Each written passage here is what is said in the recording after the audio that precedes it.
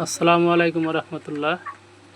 আমি মোহাম্মদ হুমায়ুন কবির, বিসমিল্লাহ hatchery and poultry farm, মুন্নামালা বাজার থেকে। আপনারা দেখতে পাচ্ছেন মুরগিগুলো খুব হিঁপাচ্ছে। হঠাৎ করে গরম পড়েছে, তাই মুরগিগুলো হিঁপাচ্ছে। মুরগি বেশি হিঁপালে স্টক করার সম্ভাবনা আছে। তাই আপনাদের মুরগিগুলো যদি এরকম হিঁপায়,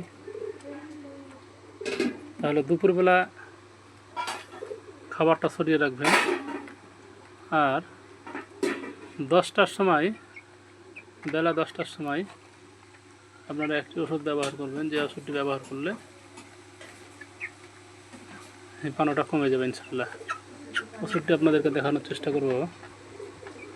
ওষুধটি হচ্ছে যে হিটলার, হিট স্ট্রোক রিলিভার।